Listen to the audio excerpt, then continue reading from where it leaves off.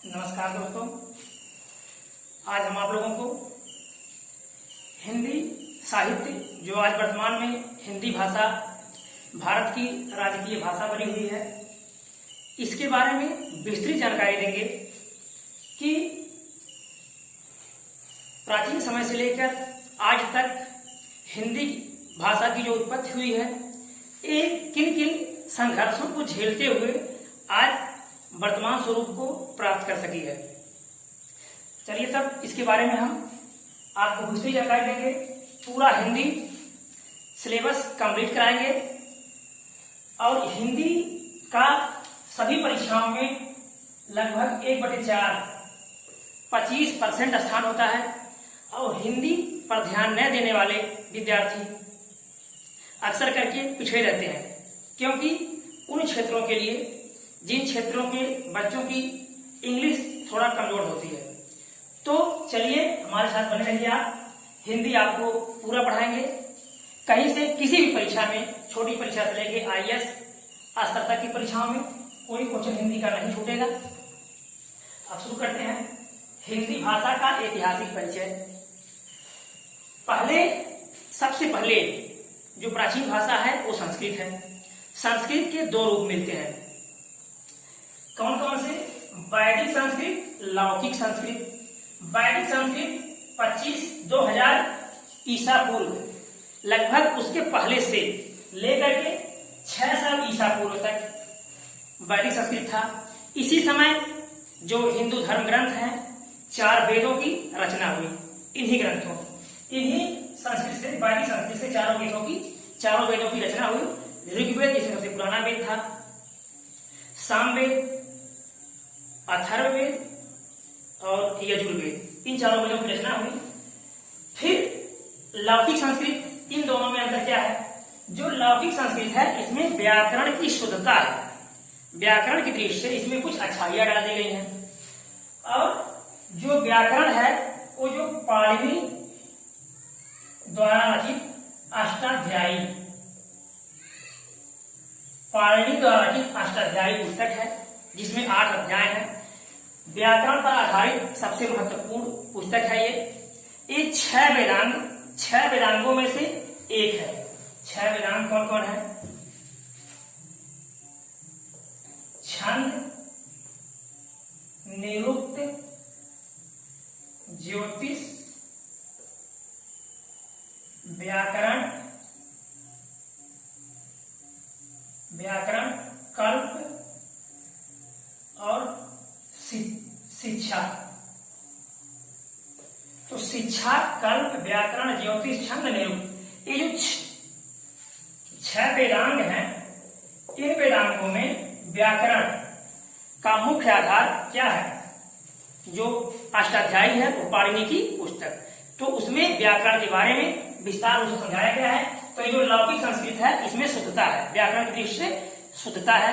तो आप समझ गए होंगे, ये लगभग 500 ईसा पूर्व में लौकिक संस्कृत का विकास हुआ, जबकि 700 ईसा पूर्व के लगभग पाणिनि द्वारा रचित अष्टाध्यायी का प्रकाशन हुआ था। आगे देखिए आप, अब संस्कृत से धीरे धीरे संस्कृत के रूपों में परिवर्तन हुआ। जब रूपों में परिवर्तन हुआ तो पाली भाषा का विकास हुआ, लगभग 500 ईसा पूर्व से पहली शताब्दी ईस्वी तक, ठीक। और ये जो पाली भाषा है, गौतम बुद्ध ने अपने उपदेश पाली भाषा में ही दिए। अब पाली भाषा में कुछ परिवर्तन होगा, धीरे धीरे उसमें थोड़ा परिवर्तन होगा। तो प्राकृत भाषा आएगी। प्राकृत भाषा ये किससे बनी? ये बनी है हमारी पाली से, यानी संस्कृत था, संस्कृत से पाली बनी, पाली से प्राकृत। और जो प्राकृत भाषा है, महावीर स्वामी ने अपने उपदेश प्राकृत भाषा में ही दिए। उसके बाद अपभ्रंश। अपभ्रंश क्या होता है? अपभ्रंश का मतलब होता है विकृति। क्या होता है? विकृति, रूप में परिवर्तन। और इसका मतलब होता है विनाश भी होता है। विनाश मतलब प्राचीन भाषाओं का विनाश या विकृति या उसके रूप में परिवर्तन। इस तरह से इसके रूप में जो प्राकृतिक भाषाओं के मुख्य भाषाएं थी उसमें जब परिवर्तन हुआ, किसका निर्माण हुआ? अपभ्रंश, फिर अवहट या पूर्वी हिंदी, अवहट के बाद फिर हिंदी। इस प्रकार से आगे हम आपको बताएंगे।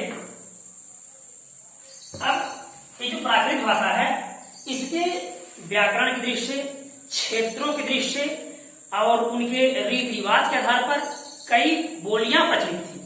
तो जो कई बोलियां प्रचलित थी ये प्राकृत भाषा में, तो इस प्राकृत भाषा में इसके जो क्षेत्र थे सौरसैनी, पैसाची, किसके लिए?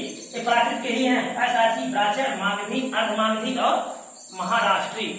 तो ये मतलब पाली बना, प्राकृत बना, फिर प्राकृत के सब क्षेत्र हैं, ठीक, सौरसैनी। अब जब इन्हीं भाषाओं में अपभ्रंश होगा, विकृति होगी, रूप में परिवर्तन होगा, तो अपभ्रंश परिवर्तन होगा। तो अब देखिए कैसे कैसे भाषाएं फिर बनती हैं जब इसमें परिवर्तन हो रहा है। तो अपभ्रंश आधुनिक आर्य भाषा तथा उपभाषा, उपभाषा किसे कहते हैं? जो बड़ी भाषा होती है उसको, उसके बाद जो उसमें से कुछ छोटी छोटी भाषाएं निकलती हैं उसी को उपभाषा बोलते हैं। अब देखिए इसमें सौरसैनी अपभ्रंश, जो सौरसैनी अपभ्रंश है, मतलब ये यहाँ सौरसैनी अपभ्रंश किसकी है? प्राकृत भाषा की। तो सौरसैनी अपभ्रंश से क्या हो रहा है? 3 क्षेत्रों का विकास हो रहा है, पश्चिमी हिंदी, राजस्थानी और गुजराती। अब पश्चिमी हिंदी में क्या है? पश्चिमी हिंदी में ब्रजभाषा, खड़ी बोली, बांगरू, कन्नौजी, बुंदेली, ये किसमें बोली जा रही है? सौरसैनी अपभ्रंश में पश्चिमी हिंदी में 3 भाषाएं। ये पश्चिमी हिंदी में ब्रजभाषा, खड़ी बोली, बांगरू, कन्नौजी और बुंदेली बोली जा रही है। अगली राजस्थानी, यानी ये सौरसैनी अपभ्रंश से ही किसका निर्माण हुआ है? पश्चिमी हिंदी जो बनी है किससे बनी है? सौरसैनी अपभ्रंश से। राजस्थानी किससे बनी है? सौरसैनी अपभ्रंश से। गुजराती किससे बनी है? सौरसैनी अपभ्रंश से। अब इस राजस्थानी में मेवाती, मारवाड़ी, मालवी, जयपुरी, ये क्या है? उपभाषाएं हैं।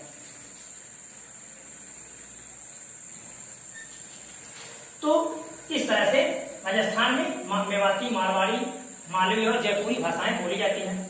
और गुजराती, इनका जो विकास हुआ किस अपभ्रंश से हुआ है? सौरसैनी अपभ्रंश से हुआ है। आगे अर्धमागधी, तो ये जो अर्धमागधी अपभ्रंश है या मागधी अपभ्रंश, मागधी, मगध, मगध जो बिहार में पड़ता है, मगध राज्य की स्थापना बिंबिसार ने किया था। याद रखिएगा, जो 16 महाजनपदों में एक जनपद था। अब इसकी राजधानी गिरिब्रज थी। तो वहां के क्षेत्रवासियों की जो भाषा बोली गई उसे क्या कहा गया? मागधी। यानी मगध के क्षेत्रवासियों की जो भाषा बोली गई क्या कहा गया? मागधी। अब मागधी का जब अपभ्रंश हुआ, उसमें विकृति आई, उसके रूप में परिवर्तन हुआ, तो बिहारी बनी, जो बिहारी भाषा। अब फिर बिहारी भाषाओं में भोजपुरी, जो उत्तर प्रदेश के पूर्वांचल क्षेत्रों में भी बोली जाती है, मैथिली, मगही, उड़िया, असमिया, उड़ीसा क्षेत्र, जो उड़ीसा क्षेत्र में भाषा बोली जाती है, वो उसका अपभ्रंश किससे हुआ है? मागधी। मागधी कहाँ है? बिहार। यानी ये जो उड़ीसा की भाषा बोली जाती है वर्तमान समय में, उसका अपभ्रंश किससे हुआ है? मागधी से। असमिया, असम राज्य जो पूर्वोत्तर राज्य है, वहां जो असमिया भाषा बोली जाती है, इसका अपभ्रंश है मागधी। आगे बंगला, पश्चिम बंगाल में जो बंगला भाषा बोली जाती है, इसका अपभ्रंश है वो भी मागधी का अपभ्रंश है। आगे देखिए, अब अर्धमागधी, मागधी के बाद अर्धमागधी, तो अर्धमागधी से पूर्वी हिंदी, यानी मागधी से सौरसैनी अपभ्रंश से पश्चिमी हिंदी, किससे? सौरसैनी से पश्चिमी हिंदी, और अर्धमागधी से पूर्वी हिंदी। अर्धमागधी से किसका विकास होगा? याद रखिएगा, दोनों क्वेश्चन बहुत ज्यादा पूछते हैं क्योंकि आपको हिंदी पढ़ना है। तो सौरसैनी अपभ्रंश से पश्चिमी हिंदी, इसके क्षेत्रों को आगे हम बताएंगे आप लोगों को कहां कहां ये भाषाएं बोली जाती हैं। तो पश्चिमी हिंदी का विकास सौरसैनी से, और पूर्वी हिंदी का विकास अर्धमागधी अपभ्रंश से। अब देखिए पूर्वी हिंदी में अवध क्षेत्र, जो आपका फैजाबाद, लखनऊ, अयोध्या क्षेत्र आता है। बघेली जो मध्य प्रदेश और यूपी के कुछ क्षेत्र पड़ते हैं। छत्तीसगढ़ राज्य में जहाँ क्या बोली जाती है? पूर्वी हिंदी, जिसका विकास किससे हुआ है? अर्धमागधी से।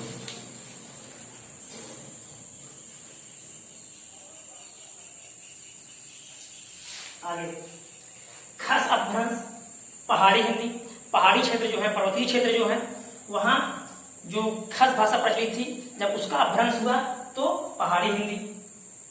फिर पैसाची अपभ्रंश, तो जो पैसाची भाषा थी इसका जब अपभ्रंश हुआ तो लहदा और पंजाबी, पैसाची अपभ्रंश से लहदा और पंजाबी। फिर ब्राचड़ अपभ्रंश, ब्राचड़ सिंधी जो राजस्थान के कुछ क्षेत्र और गुजरात के कुछ क्षेत्रों में बोली जाती है, और पाकिस्तान के विभाजन के पहले तो आपका जो सिंध क्षेत्र सिंध नदी के नाम पर पड़ा, जहां सबसे पहले ईरानियों ने जो है सिंध को हिंद कहा। क्या कहा? सिंध को हिंद कहा, सिंध को हिंद कहा। ईरानियों ने सिंध को हिंद कहा, जो सिंध था उसको हिंद कहा, और वहां की जो भाषा बोली गई उसे हिंदी कहा। यानी सबसे पहले ईरानियों ने ही हिंदी का नाम दिया, हिंदी भाषा का नाम दिया।